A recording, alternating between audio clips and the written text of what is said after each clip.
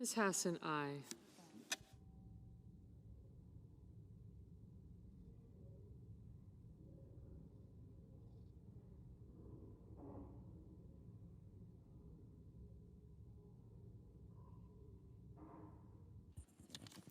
The yeas are 51, the nays are 48, and the nomination is confirmed. Under the previous order, the motion to reconsider is considered made and laid upon the table, and the President will be immediately notified of the Senate's action. Do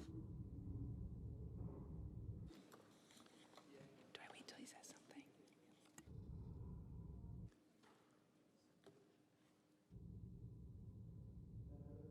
The senator from Kansas is recognized. Thank you, Madam President.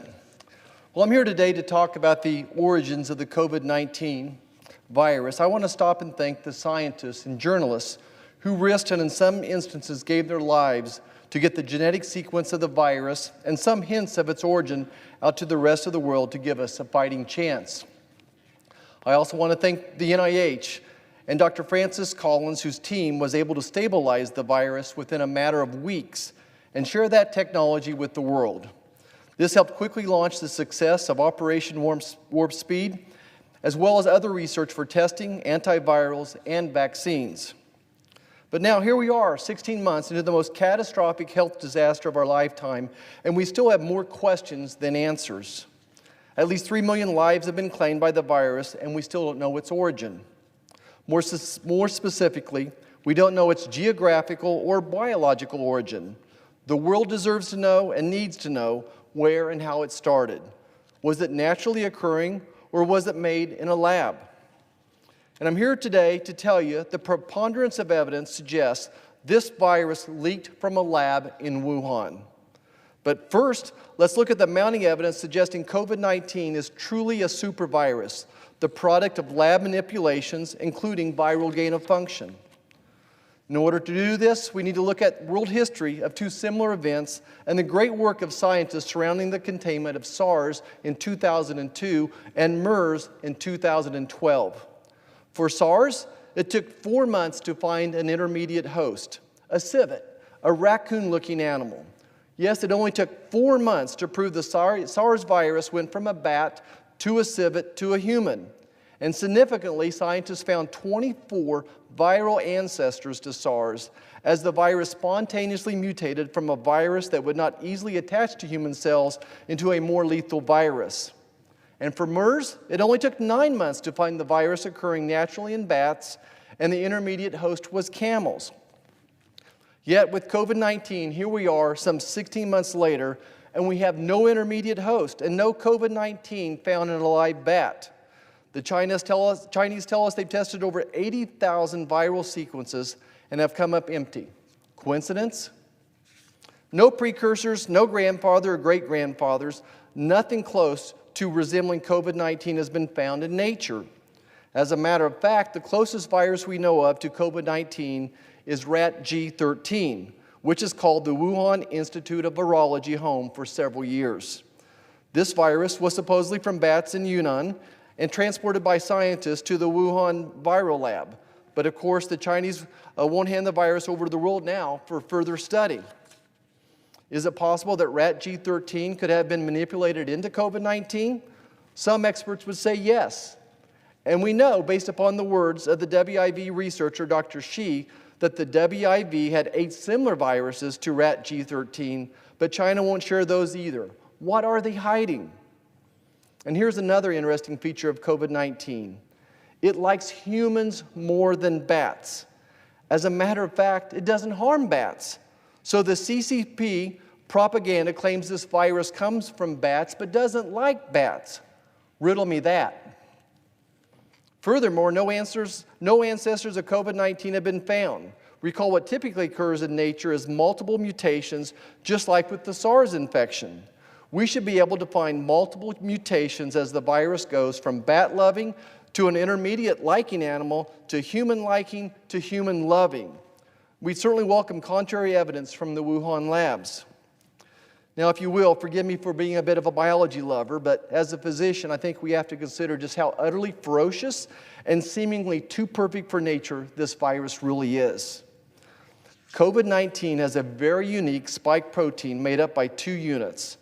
The first unit has an amazing affinity for human lung cells. It sticks like glue to human lung cells, even if you only get a small whiff of it. And it uses the same human lung receptor that researchers in the US and WIV have been working on together for viral gain of function and similar lab techniques for years. Perhaps this is just another coincidence. And to be fair, I really do think all the research has been done with the best of intentions to develop vaccines for a possible future epidemic.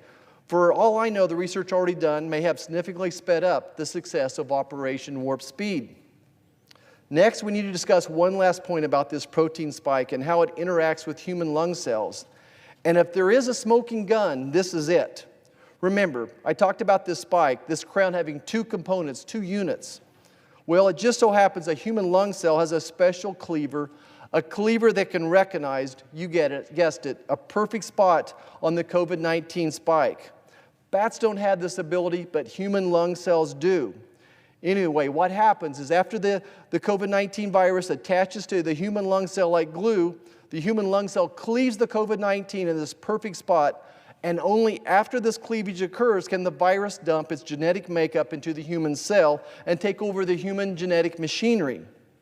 Now, just don't forget your 9th grade biology class. A virus needs another organism to reproduce. And this COVID-19 virus, once it grabs the human lung cells, it's not letting go until it takes over and starts to multiply like rabbits. And after one cell grabs hold and dumps its genetic contents, a chain reaction occurs that really reminds me of a nuclear chain reaction. And once viral replication ignites, it's next to impossible to stop. Now, there are more microbiology nuances we could talk about and why this supervirus is not seemingly a virus from Mother Nature, but I think you get my point. Yes, I could be wrong. I hope I'm wrong, but only the Wuhan labs have the data to prove me wrong. And I'm afraid the data that would prove me right or wrong has been forever destroyed. The geographical origination of this virus is much less complex to discuss. Today, all evidence points to the geographical start of this virus from or in very close proximity to the Wuhan labs. The wet market origination theory has been completely dismantled and is really nothing more than the usual CCP propaganda and cover-up that we've all seen too often. And now we know without any doubt multiple infections predated the January 2020 event surrounding the wet market theory. And all these infections can be traced to a close proximity of the Wuhan labs. In fact, U.S. intelligence reports recently confirmed that we've known for months that some WIV researchers were hospitalized as early as the fall of 2019. And just to be clear, these bats, who are known to harbor this family of viruses, have a range of some 50 miles, but live in caves in Yunnan province, approximately 1,000 miles away from Wuhan. The chances of a bat carrying this highly infectious virus 1,000 miles away without leaving a trail of infections between Yunnan and the WIV would be like the same person walking from New York to Kansas and being struck by lightning 7 times and surviving. Again, China has the evidence to prove these theories wrong, and I welcome that data. As a physician, a senator, a father, and a grandfather, we have to assume and prepare for the worst and judge the situation based upon the body of evidence that best describes this event. We have to get to the bottom of this, regardless of whose fault it is or isn't. We will need to know how to forgive. We'll need to make others take responsibility. But what we can't do is keep burying our heads in the sand, which is why I'm calling on the U.S. delegation to the World Health Assembly meeting this week to do everything in its power to ensure that a full and unrestricted international scientific and forensic investigation into the origins will be authorized, and also for a parallel, comprehensive, bipartisan Senate investigation into the origins as well. When that's finished, we need to take up the guardrails for viral gain-of-function studies. But in the meantime, the American people, really the entire world, deserves to know the answers to the origins of the COVID-19 virus. Thank you, Madam President, and I yield the floor.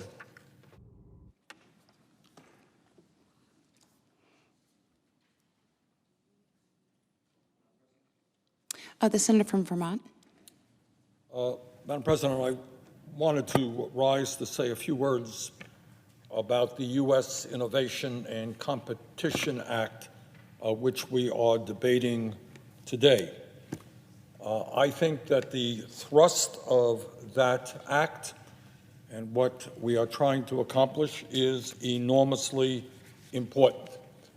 Right now, as I think most people know, we have a crisis in terms of microchip production here in the United States, and we are becoming increasingly dependent upon countries all over the world, and both for our own manufacturing sector, the automobile sector, the electronics sector, that is a very bad position to be in. And also, obviously, being dependent on other countries for microchips is a dangerous place to be in terms of national security.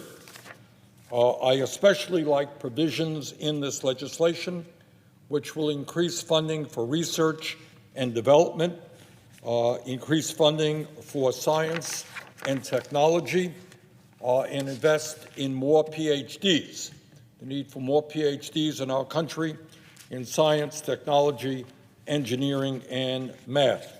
I think those are very important steps in the right direction.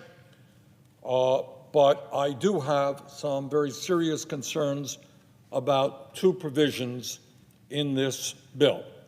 Number one, I am deeply concerned about the provisions which will provide $52 billion in emergency appropriations for the microchip industry with no strings attached. So let me repeat that. We're talking about $52 billion in federal funds, and by the way, I suspect there will be more taxpayer money coming to these corporations from state and local government with no strings attached. And second of all, there is a provision in this bill, not an appropriation, but an authorization to provide some $10 billion to the Blue Origin space company, which is owned by the wealthiest person in the world, Mr. Bezos. When we talk about the microchip industry, we are talking about an industry that is not a poor, struggling industry. In fact, it is an extremely successful and wealthy industry that is worth now more than $500 billion, more than $500 billion. We are talking about an industry, interestingly enough, that at the same time we are now trying to provide corporate welfare to them. This is an industry that has shut down over 780 manufacturing plants in the United States over the past several decades and laid off 150,000 American workers. So what you have is a situation is that over the last 2 decades, these very large corporations said, why do I want to stay in the United States of America, pay workers here a living wage, protect environmental standards? I can go to companies in Asia and elsewhere and buy my products from them.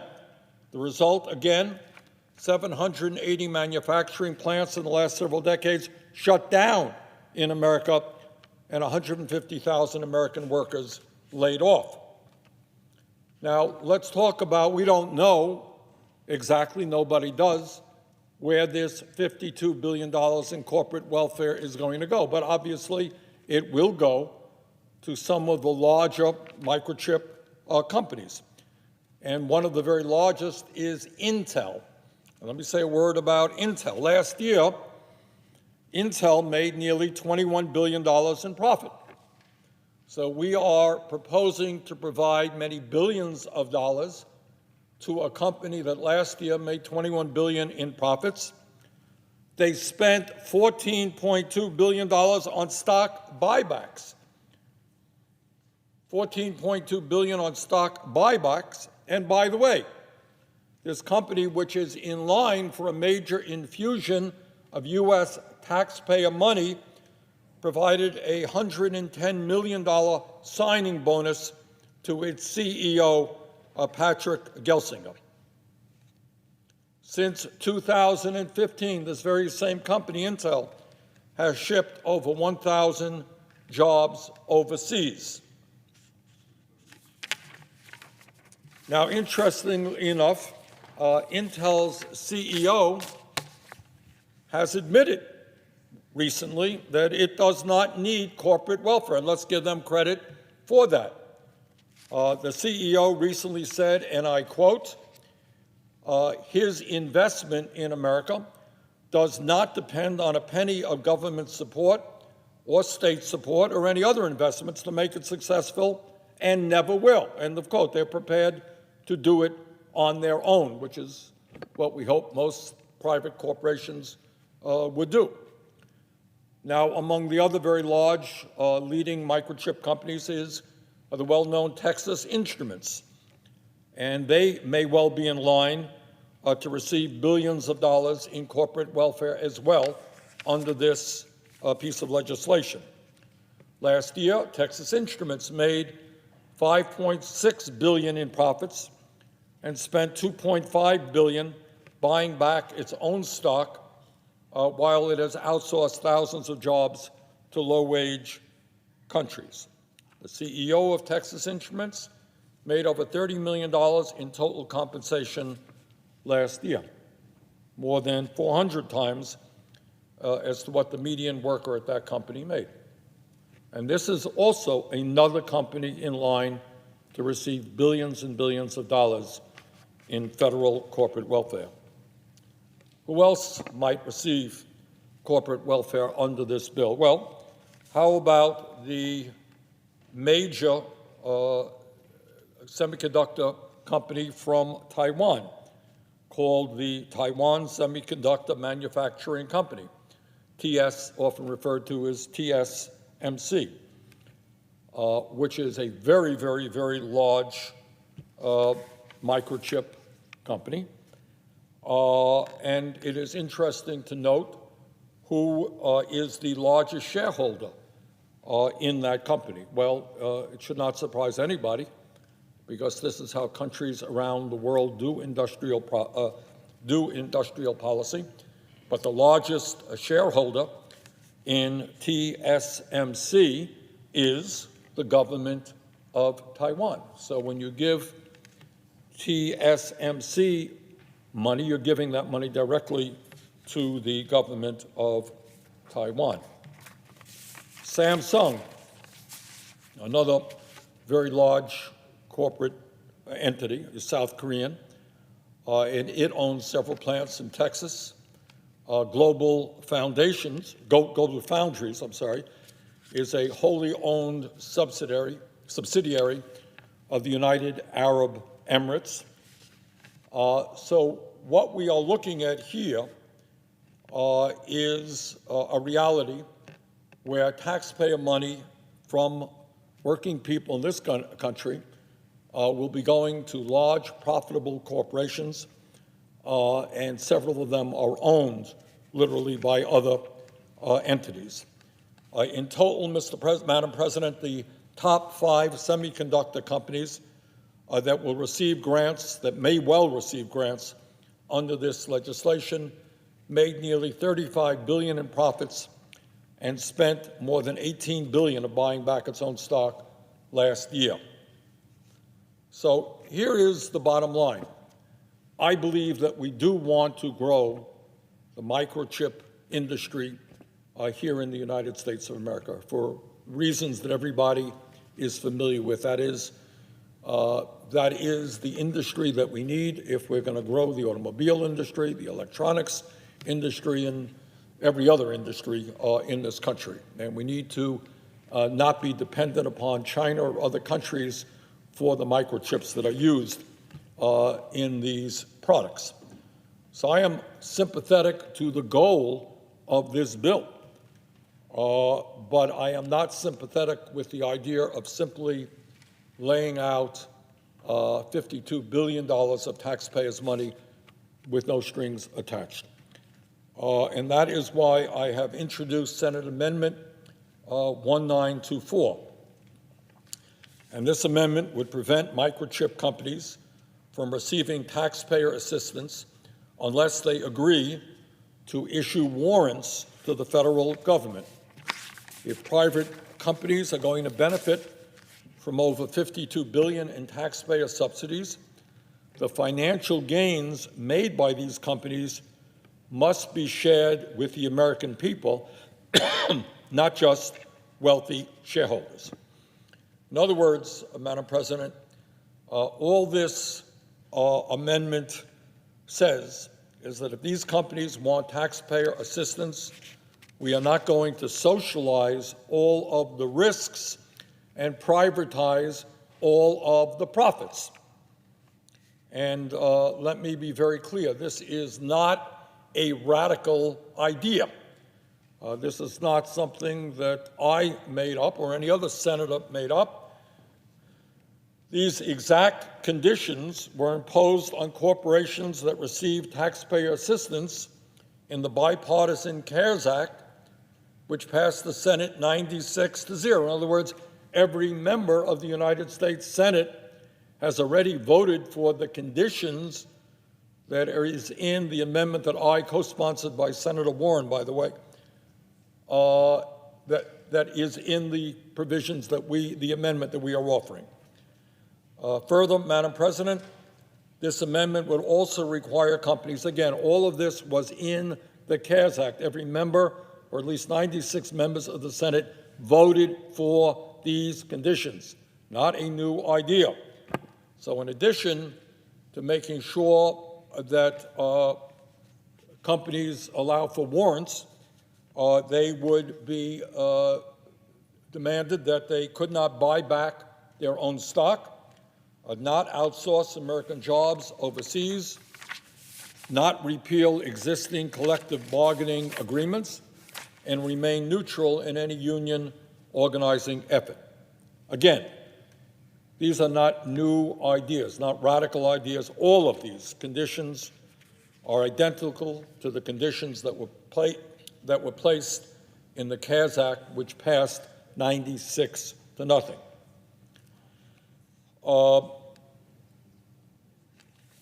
Madam President, I also want to say a word on the provision in there that would give authorizes $10 billion for Blue Origins, a company owned by Mr. Bezos. You know, to the moon, there was incredible joy and pride in this country that the United States of America did something that people forever had thought was impossible. We sent a man to the moon, an extraordinary accomplishment, and the entire world watched that event with bated breath. Just an extraordinary accomplishment for all of humanity, not just the United States, but we had a special pride because that was our project. And I worry very much that what we're seeing now is two of the wealthiest people in this country, Mr. Musk, Elon Musk, and Mr. Bezos, deciding that they are going to take control over our space efforts to get to the moon and maybe even the extraordinary accomplishment of getting to Mars, and what an accomplishment that would be. But I have to tell you that I have a real problem, that to a significant degree we are privatizing that effort, so that as a nation we will not sit with pride and saying we did it, but instead say, well, you know, maybe Mr. Bezos or maybe Mr. Musk sent somebody to the moon or even to Mars. This is something that should be an American effort, that all of us should be part of, and not simply be a private corporation undertaking. So I got a real problem with the authorization of $10 billion going to somebody who, among other things, is the wealthiest person in this country. So, Madam President, what I hope very much is that my amendment will be a part of the manager's amendment. I suspect there are Republicans who often tell us about wanting to save taxpayers' dollars and not just throw them about, who would be sympathetic to this effort. And I know there are a number of Democrats who are as well. So I would hope very much that my amendment, 1924, which will be modified to just include provisions that were in the CARES bill, that it will be included in the manager's amendment that we will be voting on shortly. And with that, Madam Chair, I leave the microphone.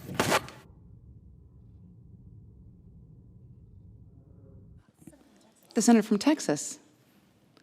Madam President, Texas has always been a proud supporter of an all-of-the-above energy strategy. We're all often